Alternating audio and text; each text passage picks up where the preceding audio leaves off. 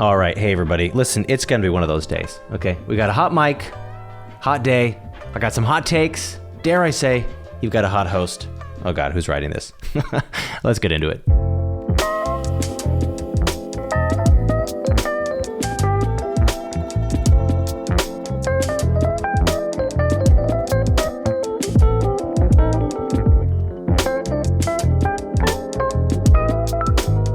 Hey everybody, welcome to the MSP Sales Podcast. Listen, no guests today.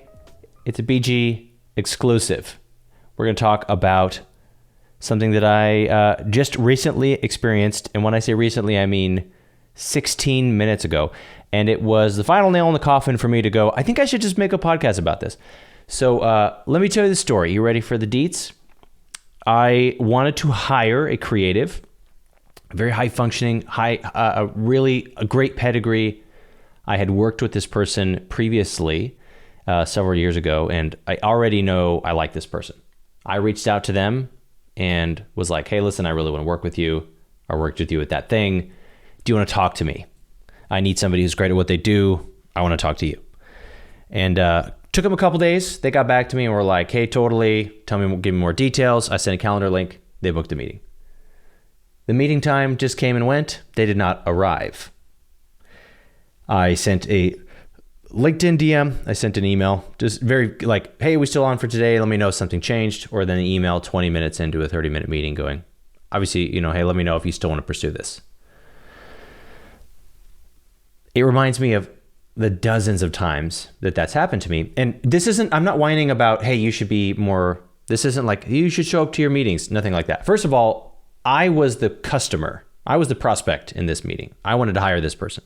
So yeah, if a prospect is reaching out to you and you're like if you're ghosting them, you've got bigger problems. That's not what I'm talking about. Let me give you another story. I started an audiobook production business during the pandemic, and I had standard operating procedures more or less in place. I mean, it was a sort of a lifestyle side gig for sure. It wasn't like a monstrous business. But I had a quoting tool in place. I had all the contractors in place. I had agreements set up. So it was a pretty easy gig. I had leads that would come to me through this publishing company that I had set up a relationship with. So really it was just like author wants to make an audiobook. They send us some information. You give them a quote, then you produce it, and then you get paid.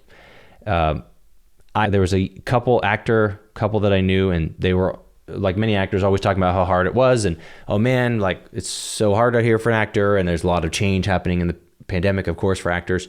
So this was like a couple years ago, 2023-ish, maybe 2024. I came to them and I said, hey, listen, I built this audiobook production business, and I can't run it anymore. Do you want it?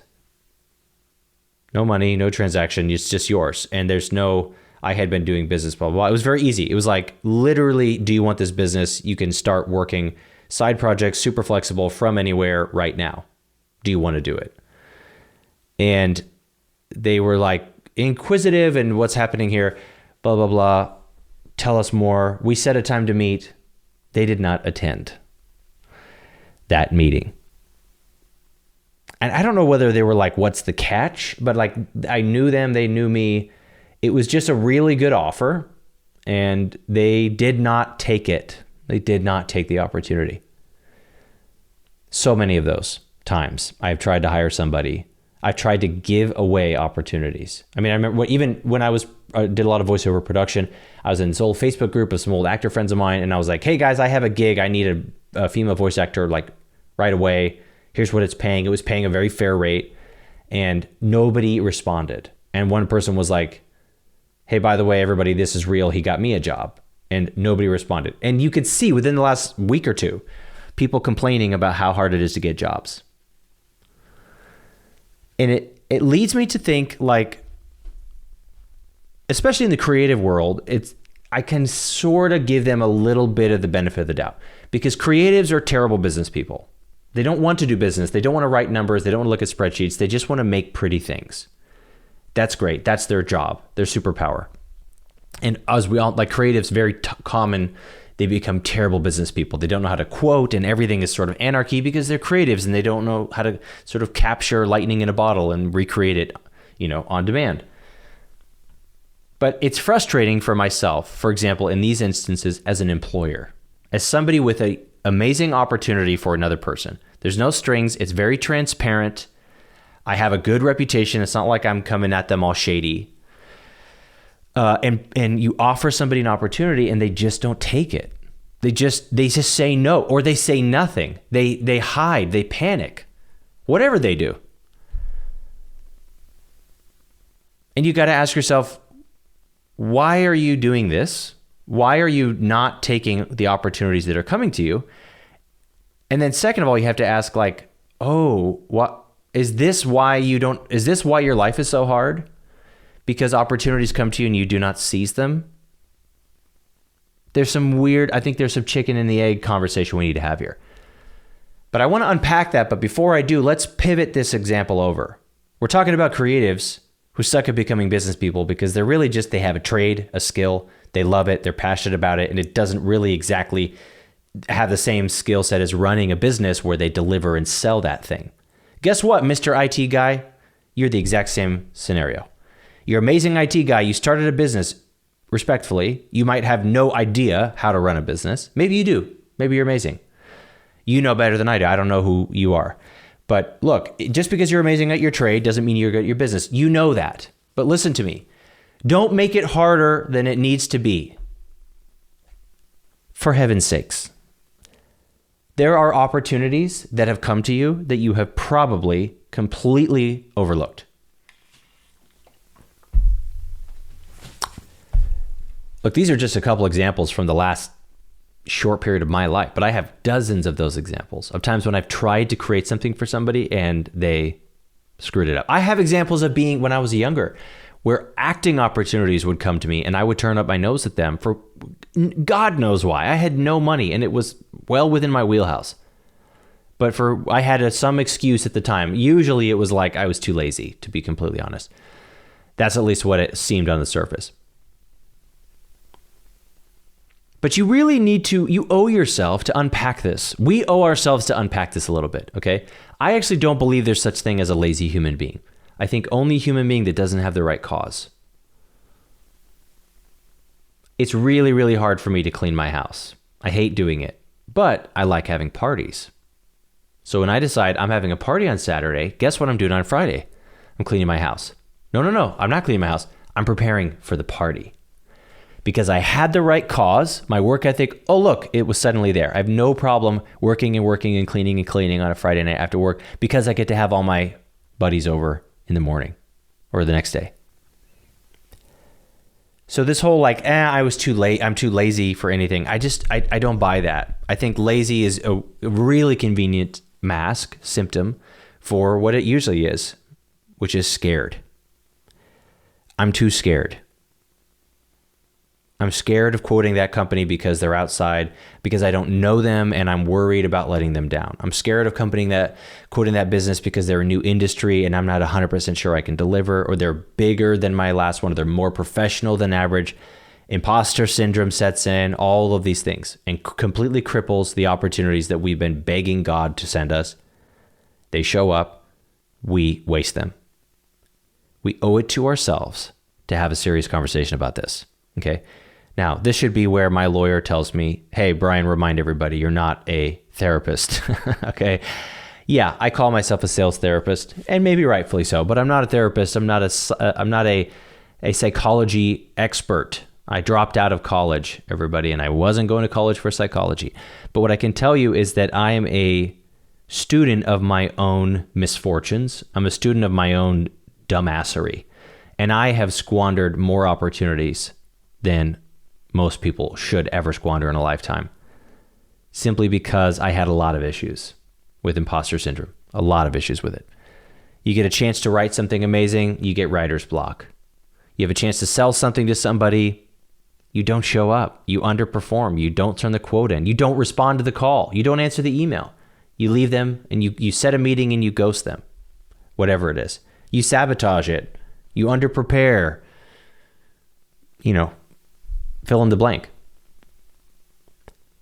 You owe it to yourself to become aware of when you do this. Become aware of when you are sabotaging opportunities for yourself. Just simply observe it. I'm not asking you to fix it yet. I'm simply asking you to acknowledge that it happens. Okay? Because accepting and becoming aware, that's a really, really big piece. Once you realize, oh, I do what Brian is talking about. I finally get a lead. I was just talking to Nate Friedman about this. He's got from Tech Pro Marketing and all the marketing agencies. They get somebody a lead that somebody hounded them. Get me leads, get me leads, get me leads. They spend thousands of dollars. A lead responds. A lead says, hi, can I talk to you? And the MSP waits 3 days to respond. That's the same as completely squandering it. That lead is garbage now. They've already set meetings with 3 other people, and you are the lowest on their totem pole instantly if they haven't already made a decision. You wasted it. You begged your marketing agency for a resource, for an answer. You got the answer. You screwed it up. You need to admit that's what you just did. Don't blame anything else. Blame yourself. I made a mistake. I wasted it. That's really important. That's step 1. Step 2, ask yourself some questions. Starting with, why did that happen? What I want you to work towards is, why did I do that? But you might not be ready to take full responsibility yet. You might be squirming in your chair listening to this. In fact, you might have already switched over to another podcast episode because you thought I was going to give you some little, here's the 6 magic words you can say to make all your problems go away. Maybe you thought that's what this episode was going to be. Sorry, it's not. How about this? All right, here's 5 magic words to make most of your problems go away. You ready what they are? Why did I do that? That's a magical question. But listen, why did that happen? That's the first question. Start writing it down. What role did I play in this? What could I have done differently? Or what did I think was going to happen? Start writing it down. Just stream of consciousness. Start writing, processing. From there, I want you to go to another person, a trusted friend, a business colleague, a spouse, whoever, and have this dialogue. If it's helpful, send them the list of questions I just said and have them ask you the question, and don't let them let you off the hook. Like, hey, why did you do that? Why did you wait 3 days? And if your answer is, I got busy, then you need to, okay, that seems like a great excuse. What do you think it really was? Well, I was too lazy. Well, laziness is an excuse that doesn't exist. What do you think the real problem was? Get to the real problem.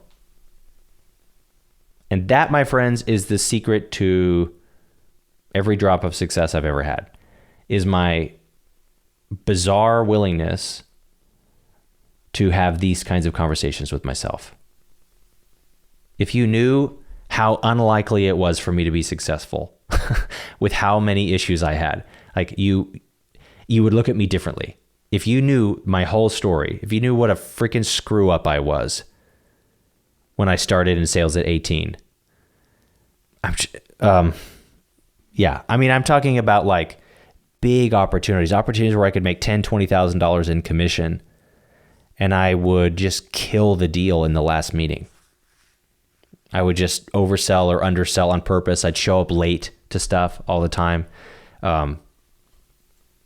Subconsciously sabotaging myself, because I was like, well, I do not deserve to make this much money. If anybody knew what a real loser I was, they'd fire me on the spot and I wouldn't have any friends. I had big issues. Okay. Big issues. But dealing with those issues is really the thing that not only helped me get over all of my personal and professional setbacks, but it actually helped me form what is the Feel Good Close. Like, once you understand why people do what they do or don't do what they do, then it could really, really help you build relationships with them. It can really help you sell and empathize and understand. It can really help your career move forward. So that's a question, I guess, I want to ask you. What opportunities are coming to you right? What are the opportunities right now in front of you that you have not yet seized? Right now. What's the free book or a book that somebody's bought for you that would be great, you just haven't sat down and read it yet? Or it's the conference that you heard about that's an exact answer to your question, but you haven't booked the tickets because you've decided you don't have the $300. But you just bought yourself a sixth monitor. These are the questions that I want you to ask yourself. If and when you're willing to do that, we can start having serious conversations about how to actually help you move forward. Because God forbid you invest dollars instead of effort. This is what a lot of people want to do. They come to me, they join my program. I have people who pay me and I never see them. And every week, literally every week, at least 1 to 2 times a week, we reach out to them with handwritten, thoughtful messages to try to see where they went. Hey, what's going on? How can I help? I'm not, no shame, no badgering, nothing like that. Just like where you are, can't wait to see you again. You're welcome at any call. What can we do to help you be successful? Because what happens is they get an opportunity. It's just like that call. Hey, do you want this job? Hey, can you give me a quote? Hey, do you want this audiobook company? The opportunity presents itself. They join my program and it goes, hey, here's the entire path to building a successful MSP. And they don't really know how to take it. They don't believe they deserve it, whatever. And they hide behind busy. They hide behind lazy. They hide behind whatever they want to hide behind. And everybody loses. I've got people now who I'm not helping, which makes me sick to my stomach. They're spending money that they're not getting anything in return for. But worse is that all they're doing now is reinforcing all the negative voices in their head that are going to tell them, that are justifying and defending the imposter syndrome. And then the blame game starts and say, oh, just one more vendor who this isn't going to work for me and blah, blah, blah. Man. CEOs are not allowed to be victims. Give me a break. You can either run a business or you can be a victim, but you can't be both. So give one of them up. And I hope you make the right choice. But you can't be both. This is somewhere between a verbal diary and a charge for you, okay? Somewhere between a thought-provoking conversation and mindless rambling. But that's okay, because I really think there's something here for you. Listen, as I've said this many, many times, but everybody in the world either has a little bit of imposter syndrome or they're a narcissist. Okay? Only true narcissists actually believe that they are completely without fault and that they're never the problem. So you might want to get that looked at. If you have nothing standing in your way, the chances are you have some limitations you're putting on yourself and your own expectations. You might not have hit those limits yet with your current level of success, but you will not rise and fall just to the levels of your systems. You will succeed to the level of success that you believe you deserve, and not 1% more. Because every time you start going above it, the tall poppy syndrome sets in, and you'll get pulled back down to the level of worthiness that you have assigned to yourself. Now imagine the frustration from somebody else, somebody from my point of view, a benevolent third party who has the skills and resources and perspective and has gone ahead and wants to bring you with them. And you then give them money and commit and sign an agreement to follow them, and then you freaking drop dead like a limp dead sack of nothing and make them yank you up the mountain of success. Imagine how frustrating that would be for somebody like me. Maybe you'll start to empathize more with the sales coaches out here that act like jackasses on their LinkedIn and they're screaming at you. Maybe it's because they're freaking fed up. Maybe they're just sick and tired of caring more about you than you care about you. Maybe that's why they're so intense. Maybe that's why intense people are the only ones who can make it in this job, because it's brutal. It's brutal to drag someone kicking and screaming into their promised land that they are praying for. It's very frustrating for a bunch of reasons. Moral of the story, don't be that person. Don't be the one that somebody like me, that your coach, that your COO, that your spouse, that your salesperson has to drag kicking and screaming over the finish line on these deals. Okay? Don't be that person.